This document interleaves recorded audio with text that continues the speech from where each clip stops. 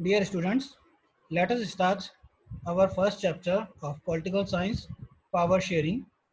By this chapter, we will continue our journey of democratic country, our constitution, and the working of institutions which you have studied in the previous class, class 9th.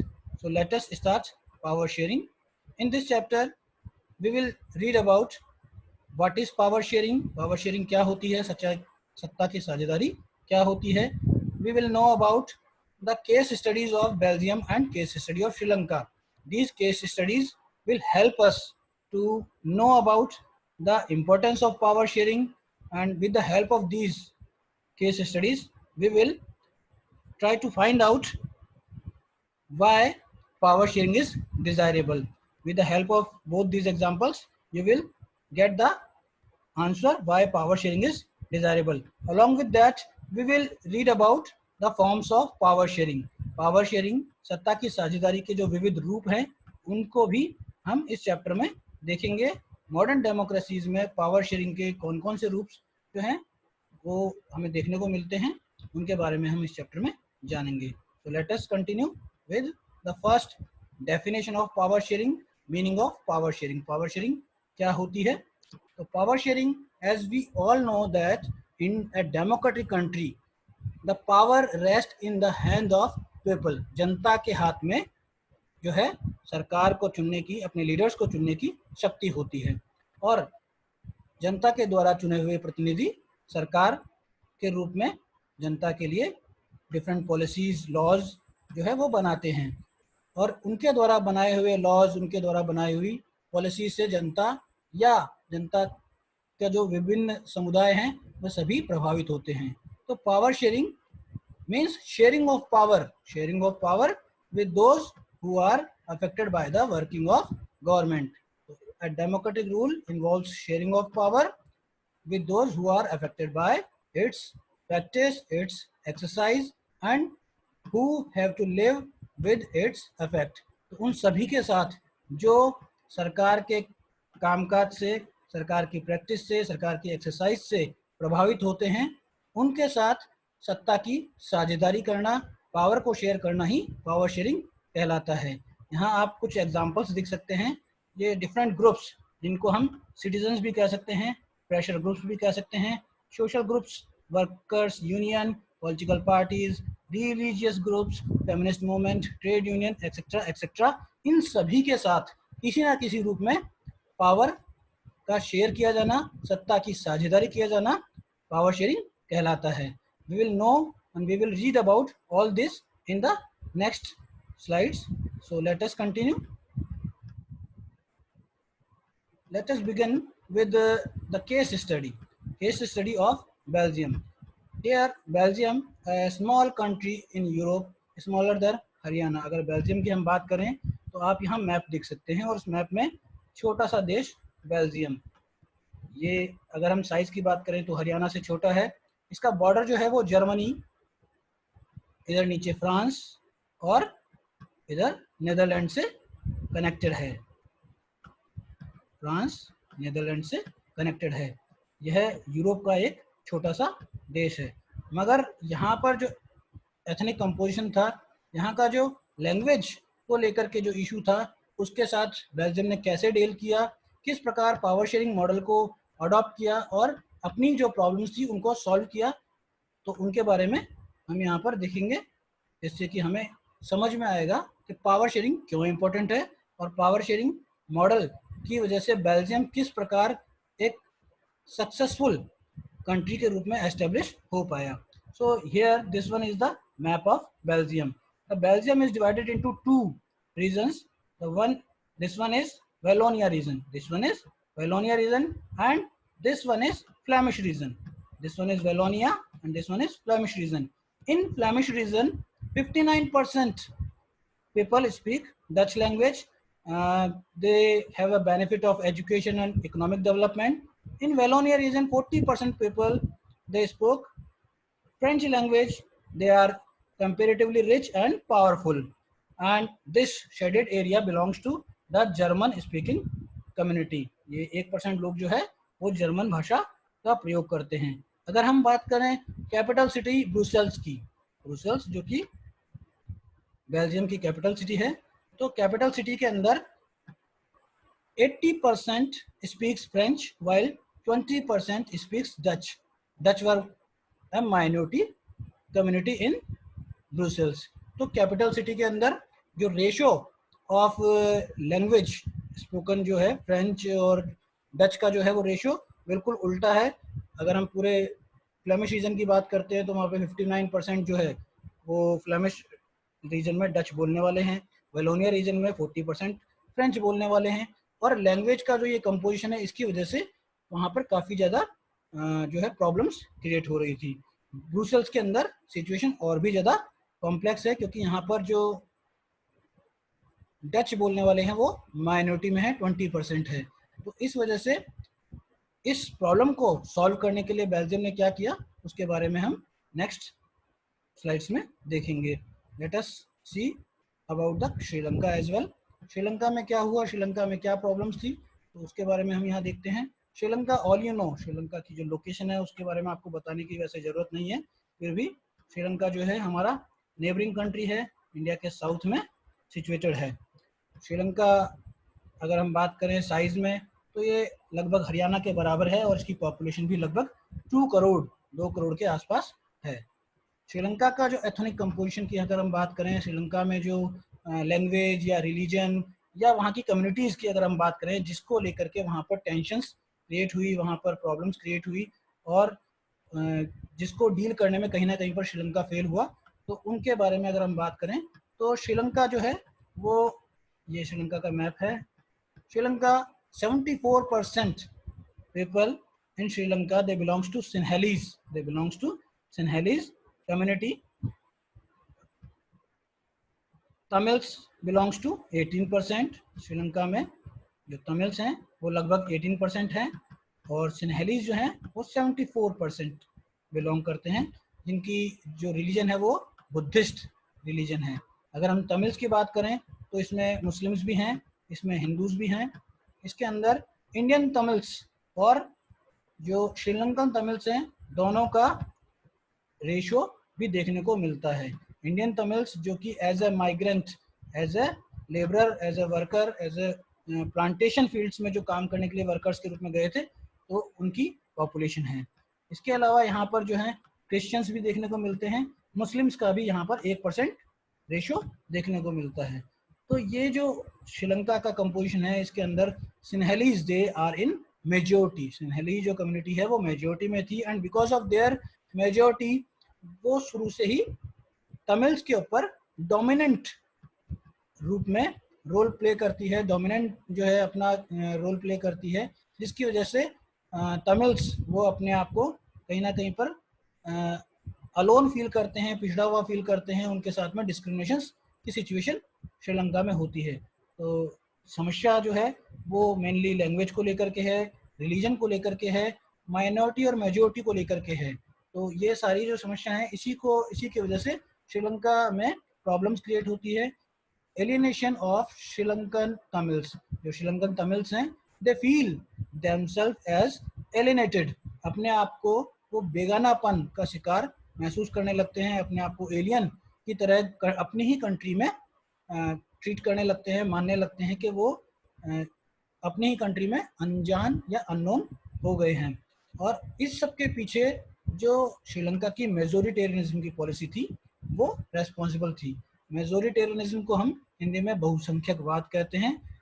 यह एक ऐसी धारणा है जिसमें कि जो संख्या में ज़्यादा हो, जो समुदाय संख्या में ज़्यादा हो, वह यह मानने लगता है कि क्योंकि वह संख्या में ज़्यादा है इसलिए उसे अधिकार है कि वह माइनॉरिटी ग्रुप पर जैसे चाहे वैसे रूल कर सकता है। तो it is a believe under which the majority group believe that they have a right to rule over the country and control the minority groups in the country, disregard the minority groups in the country.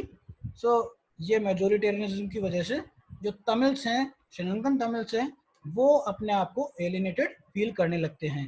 तो यहाँ पर reasons भी हम देखेंगे।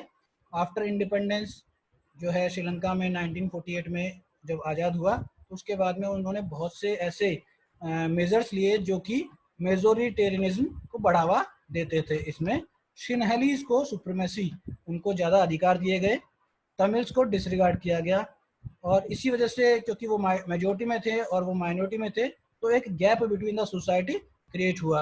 इन 1956 an act passed by the Sri Lankan government, or by that act they declared Sinhala as an official language.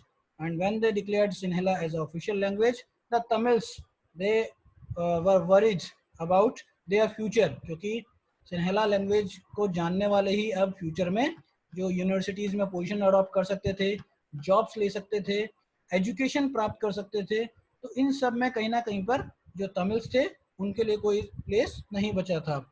इसके अलावा preferential policies जो है सिन्हेलीज के लिए, सारी पॉलिसीज़ उनके फेवर में बनाई जाने लगी। साथ ही स्टेट जो कंट्री थी वो बुद्धिज्म रिलीजन को प्रमोट करने लगी, सपोर्ट करने लगी। So these are the measures taken by Sri Lankan government to promote the majoritarianism, and because of that the Tamils they feel alienated in their own country. अगर हम तमिल्स की बात करते हैं तो उन्होंने कैसे रीड किया, क्या जो है उनका आउटकम था, तो they launched a political parties and struggle for recognizing Tamil as an official language. They want that Tamil must be give a fair opportunity, उनको भी जो है फेयर अपॉर्चुनिटी दी जाए, उनकी लैंग्वेज जो है उन उसको भी जो है रिकॉग्नाइज किया जाए, ताकि उन लोगों को भी अवसर मिले जॉब्स के लिए, यूनिवर्सिटीज़ में पढ़ने के लिए, एजुकेशन में। And in each field they demanded autonomy, equal opportunities in education and jobs. इसके अलावा जो है उन्होंने इक्वल अपॉर्चुनिटीज़ एजुकेशन जॉब्स की डिमांड की। And if you see here this area belongs to the Sri Lankan Tamils. इस पूरे एरिया में श्रीलंकन तमिल्स का जो पॉपुलेशन है उसका रेशियो ज़्यादा है। So they demanded a separate Tamil Eelam, एक सेपरेट जो है टेरिटरी, एक सेपरेट स्टेट की उन्होंने डिमांड की, जिसका नाम तमिल एलम के नाम से रखा गया। तो ये जो है श्रीलंकन तमिल्स की डिमांड थी। श्रीलंकन तमिल्स यह सब कुछ चाहते थे। Because of the Sri Lankan government policy of majoritarianism, the civil war, a situation of civil war created in the Sri Lanka, and because of the civil war large numbers of casualties took place. बहुत large scale पर casualties हुई, resources जो है उनका जो है loss हुआ, destruction हुआ। तो ये कहीं ना कहीं पर जो है श्रीलंका का हम कह सकते हैं फेलियर था। उन्होंने अपनी जो सिचुएशन थी उसको प्रॉपर्ली डील नहीं किया, और वहाँ पर जो पोजीशन थी, जो कंट्री की सिचुएशन थी, वो खराब होती चली गई। Civil war, both sides started destructing each other. एक दूसरे को उनमें विश्वास नहीं था आपस में। ना सिन्हेलीज तमिल्स को ट्रस्ट करते थे, ना ही तमिल्स सिन्हेलीज पर ट्रस्ट करते थे। और इसी के साथ साथ में उनके बीच में जो क्लैशेस वो बढ़ते गए। Social, cultural and economic setback जो है वो कंट्री को देखना पड़ा, कंट्री के लिए प्रॉब्लम्स क्रिएट होती गई। वहीं अगर हम बात करें बेल्जियम, तो बेल्जियम ने जो मॉडल प्रोड्यूस किया, बेल्जियम ने जो मेजर्स लिए, उसे हम अकोमोडेशन इन बेल्जियम, उसे हम बेल्जियम की व्यवस्था, बेल्जियम का प्रबंधन कहते हैं। बेल्जियम ने क्या किया, बेल्जियम ने अपने कॉन्स्टिट्यूशन को 1970 से 1993 के बीच में 4 टाइम्स अमेंड किया, 4 टाइम्स अपने कॉन्स्टिट्यूशन में बदलाव किए, ताकि वो जो डिफरेंट रीजन थे, वेलोनिया और फ्लेमिश रीजन, और उनमें बोलने वाले डच और जो फ्रेंच कम्युनिटीज़ थी, उनके लिए इक्वल शेयर, इक्वल अरेंजमेंट जो है वो एस्टेब्लिश कर सके, और कंट्री में किसी भी तरह के क्लैश को कंट्रोल कर सके, और सभी जो है आपस में मिलकर के साथ रह सके। Power sharing arrangement was established for establishment of peace in the country. तो देश में शांति के लिए उन्होंने पावर शेयरिंग अरेंजमेंट्स को एस्टेब्लिश किया। Constitution prescribed a number of Dutch and French speaking ministers shall be equal in central government. Special laws required to support the majority of members from each linguistic group. किसी भी community को जो है unlimited power या unilaterally decisions लेने की power नहीं दी गई। सेंट्रल गवर्नमेंट जो है वो अपनी पावर्स स्टेट गवर्नमेंट्स के साथ शेयर करेंगी, ऐसे प्रोविजंस रखे गए। State governments are not subordinate to central government. State government जो है वो किसी भी तरीके से सेंट्रल गवर्नमेंट्स को सबॉर्डिनेट नहीं करेंगी। इसके अलावा ब्रुसेल्स में भी एक सेपरेट गवर्नमेंट जो है वो एस्टेब्लिश की गई, जिसको कि कैपिटल सिटी गवर्नमेंट हम कहते हैं, just like in our country Delhi. तो ब्रुसेल्स में एक सेपरेट गवर्नमेंट एस्टेब्लिश की गई और साथ ही वहाँ पर भी equal representation of both Dutch and French speaking community, दोनों को ही इक्वल शेयर दिया गया। इसके अलावा थर्ड टियर ऑफ गवर्नमेंट भी वहाँ पर एस्टेब्लिश किया गया, जिसे कि कम्युनिटी गवर्नमेंट कहा जाता है, सामुदायिक सरकार। And in this community government both the Dutch, French, along with the 1% German speaking, they can approach for their community related issues. Community related issues जो है mainly culture, education, language related issues को हम कहते हैं। तो इस प्रकार जो बेल्जियम था, उन्होंने अपनी अकोमोडेशन, अपनी प्रबंधन, अपनी व्यवस्था के द्वारा जो अपनी कंट्री में लैंग्वेज को लेकर के या जो डेवलपमेंट को लेकर के इश्यूज थे उनको रिजॉल्व किया, उनको सॉल्व किया, और जो टेंशन या हम कह सकते हैं कि किसी भी तरह के कॉन्फ्लिक्ट्स को दूर किया और पीस मेंटेन करने में सक्सेसफुल हुए।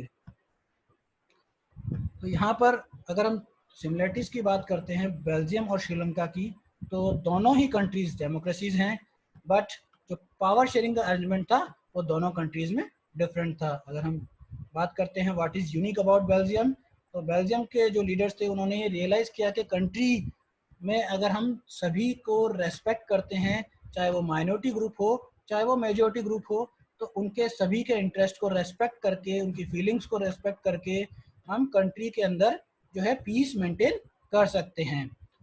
अगर श्रीलंका की बात करते हैं तो वहाँ पर डोमिनेंस ऑफ मेजॉरिटी कम्युनिटी की वजह से वहाँ पर प्रॉब्लम्स क्रिएट हुई, डिसयूनिटी इन द कंट्री जो है वो देखने को मिला, सिविल वॉर की सिचुएशन देखने को मिली। So this is about the similarities between and dissimilarities between Sri Lanka and Belgium. Belgium और श्रीलंका का हमने केस स्टडी को देखा और उसके द्वारा we tried to understand the arrangement of power sharing in a European country and a Asian country. So let us continue. Why power sharing is desirable? I hope that with the help of two case studies, you are now understand why power sharing is desirable. जैसा कि हमने देखा power sharing की वजह से Belgium में conflicts जो हैं वो दूर हो गए, वहाँ पर किसी भी तरह का तनाव हमें देखने को नहीं मिला। तो पावर शेयरिंग हम कह सकते हैं कि ये कॉन्फ्लिक्ट्स को दूर करता है अमंग द सोशल ग्रुप्स। यह स्टेबिलिटी मेंटेन करता है पॉलिटिकल ऑर्डर में। अगर कॉन्फ्लिक्ट्स नहीं होते हैं तो देश में शांति बनी रहती है, स्टेबिलिटी बनी रहती है, पॉलिटिकल ऑर्डर जो है वो स्टेबल रहता है और अच्छे से काम कर पाता है और उसके बेटर आउटकम्स देखने को मिलते हैं, कंट्री में डेवलपमेंट होता है, लोग मिलकर के साथ रहना पसंद करते हैं। तो all these reasons are combinedly known as prudential reason. इन सभी को हम प्रूडेंशियल रीजन कहते हैं। And the second one is moral reason, जिसको कि हम नैतिक कारण भी कह सकते हैं। Power sharing is the spirit of democracy. जैसा कि हम सभी जानते हैं, अगर हम कहते हैं कि हमारा देश लोकतांत्रिक देश है, तो लोकतांत्रिक देश का सीधा सीधा अर्थ और सीधा इसका महत्व जो है वो जनता से जुड़ा है। जनता के साथ अगर शक्ति की साझेदारी ना होगी तो लोकतंत्र का कोई अर्थ ही नहीं रह जाएगा। लोकतंत्र आत्मा विहीन हो जाएगा, लोकतंत्र की आत्मा जो है वो समाप्त हो जाएगी। तो it is a spirit of democracy. People have the right to be consulted for governing practices, और लोगों को ये अधिकार है, इसीलिए पावर शेयरिंग जो है वो जरूरी है, पावर शेयरिंग वैल्यूएबल है। So there are mainly two reasons. The first one is lack of reason is prudential and the second one is moral reason. हम कॉन्फ्लिक्ट्स को दूर कर सकते हैं, हम स्टेबिलिटी मेंटेन कर सकते हैं, बेटर आउटकम्स मिलते हैं। यह लोकतंत्र के लिए जरूरी है, यह वैल्यूएबल है, तो पावर शेयरिंग इसीलिए जरूरी है। So now the forms of power sharing. Power sharing among the different organs of government. अगर हम पावर शेयरिंग के फॉर्म्स की बात करते हैं तो यहाँ पर सबसे पहला फॉर्म जो है वो है among the different organs of government. The second one is among the different levels of government. Power sharing जो ऑर्गन्स के बीच में, लेवल ऑफ गवर्नमेंट के बीच में, among the different social groups के बीच में power sharing, among the political parties and pressure groups movement के बीच में पावर शेयरिंग। अब ये ऑर्गन्स क्या हैं, लेवल ऑफ गवर्नमेंट क्या है, social groups, political pressure groups and movements क्या हैं, let us see in the next topic of this chapter. This one is power sharing among the different organs. Just like in our body, जिस तरीके से हमारी body में different organs होते हैं जो कि डिफरेंट फंक्शंस को काम करने के लिए जरूरी होते हैं, जिस प्रकार हमारी बॉडी में डिफरेंट ऑर्गन्स होते हैं, उसी प्रकार किसी भी कंट्री में कंट्री को रन करने के लिए डिफरेंट ऑर्गन्स होते हैं। अगर हम बात करें हमारी कंट्री की तो legislature, executive and judiciary, these are the key organs of our government. और इन्हीं के बीच में पावर शेयरिंग, इन्हीं के बीच में power sharing among the different organs, legislature, executive and judiciary, इसे this is the first form of power sharing.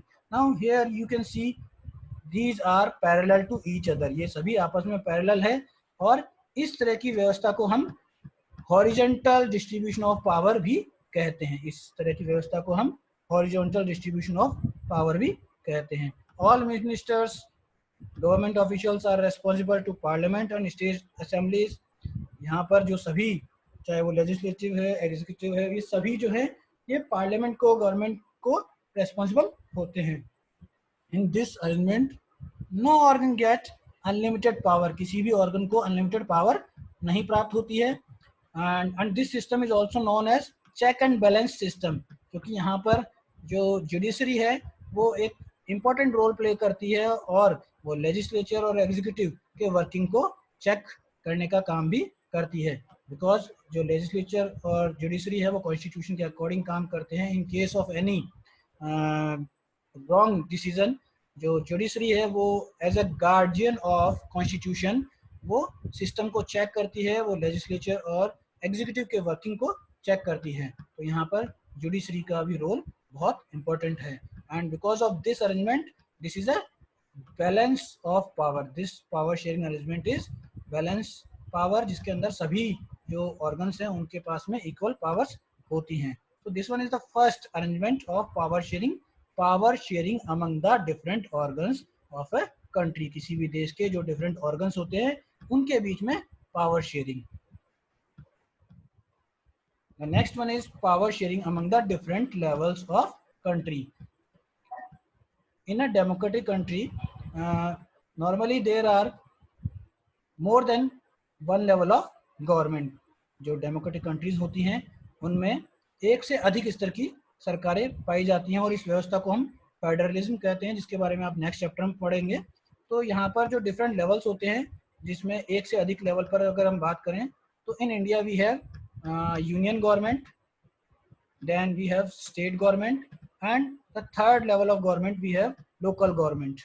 So this is the different levels of government and this is the arrangement of vertical power sharing in our country. हमारे देश में यह vertical division of power की व्यवस्था है और इनके बीच में जो पावर शेयरिंग होती है उसे हम power sharing among the different levels of government कहते हैं। तो यहाँ पर स्टेट गवर्नमेंट्स होती हैं, लोकल गवर्नमेंट्स हो सकती हैं और इन सब के बीच में जो पावर शेयरिंग है उसे हम power sharing among the different levels of government कहते हैं। In this type of power sharing we can say that central government is more powerful than state government and state government is more powerful than local government. It means यहाँ पर division of power जो है वो equal नहीं होता है, division of power equal नहीं होता है। So this one is vertical division of power. Here the constitution distribution of power is between state and center and panchayat also, some with panchayat and municipality, and a general government for entire country that is called central government, and regional government for day-to-day administration, and this type of system is known as federal government system। और इसमें power का distribution जो है वो equal नहीं होता है, power distribution unequal होता है। सेंटर के पास ज़्यादा पावर होती है, स्टेट के पास उससे कम पावर देखने को मिलती है। The next form of power sharing is power sharing among the different social groups. As you all know that in a country like India we have a wide diversity. हमारे देश में बहुत जो है डाइवर्सिटी है और साथ ही जो डाइवर्स ग्रुप्स हैं, जो डिफरेंट सोशल ग्रुप्स हैं, उनका भी एक इम्पोर्टेंट रोल होता है कंट्री में, गवर्नमेंट के अंदर उनको रन करने के लिए, उनके डिसीजन मेकिंग में, उनके डिसीजंस को अफेक्ट करने में। तो जो इनके साथ गवर्नमेंट के द्वारा जो पावर शेयरिंग की जाती है, चाहे वो रिलीजियस ग्रुप्स हों, लिंग्विस्टिक ग्रुप्स हों, सोशल ग्रुप्स हों, because of their pressure, because of their activities, because of their movement, जब गवर्नमेंट अपने डिसीजंस को चेंज करती है, अपने पावर्स को चेंज करती हैं, उनके लिए अकोमोडेट करती हैं, उनके लिए मैनेज करती हैं, तो such form of power sharing is known as power sharing among the various social groups. Political groups के बारे में हम आगे देखेंगे।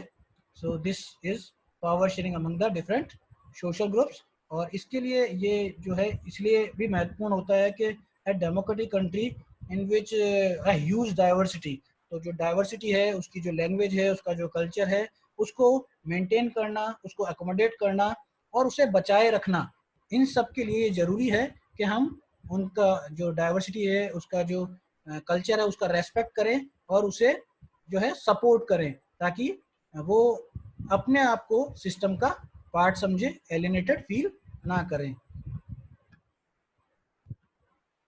The last form of power sharing in most of the modern democracy we found is power sharing among the political parties, pressure groups and movements.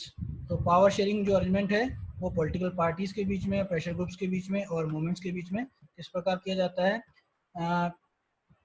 You all have read in class, studied in class ninth, that if a country, if a political party is not able to get majority in elections, अगर कोई political party elections में majority gain नहीं कर पाती है, तो इन such situation political party जो है वो किसी दूसरे पार्टी के साथ मिलकर के सरकार बनाती है और उस सरकार को हम कोalition गवर्नमेंट कहते हैं, गठबंधन की सरकार कहते हैं।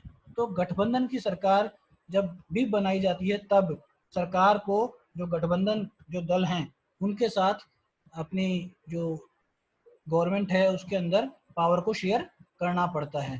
तो यहाँ पर जो फॉर्मेशन ऑफ कोalition गवर्नमेंट होता है, उसमें सरकार जो कोalition पार्टनर्स होते हैं उनके साथ में पावर को शेयर करती है, उन्हें इंपॉर्टेंट मिनिस्ट्रीज अलॉट की जाती है, इंपॉर्टेंट डिपार्टमेंट्स अलॉट किए जाते हैं, डिसीजन मेकिंग में उनको इन्वॉल्व किया जाता है, कैबिनेट में उनको इन्वॉल्व किया जाता है और इस प्रकार गवर्नमेंट जो है वो इम्पोर्टेंट डिसीजंस में, इम्पोर्टेंट जो पावर शेयरिंग अरेंजमेंट में उनको प्लेस देती हैं। इसी तरीके से अगर हम बात करें जो प्रेशर ग्रुप्स होते हैं या मूवमेंट ग्रुप्स होते हैं, जिसमें कि डिफरेंट इंटरेस्ट ग्रुप्स, जैसे कि जो बिजनेसमैन होते हैं, फार्मर्स होते हैं, इंडस्ट्रियल वर्कर्स होते हैं, ट्रांसपोर्ट यूनियन होती हैं, लेबर यूनियन होती हैं, एंड दे ऑल आर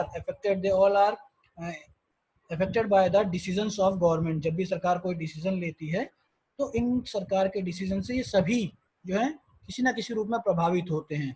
और हमने देखा है कि कई बार जो है ट्रक ट्रेड यूनियंस जो हैं वो हड़ताल करते हैं, स्ट्राइक करते हैं, फार्मर्स जो हैं वो आंदोलन करते हैं और सरकार को अपने डिसीजंस, अपने पॉलिसीज में बदलाव करना पड़ता है, अपने डिसीजंस वापस भी लेने पड़ते हैं।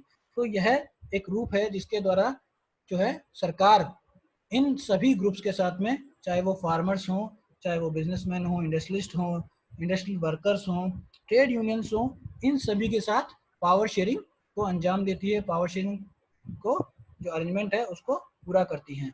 सो पावर शेयरिंग के 4 रूप हमने यहाँ देखे।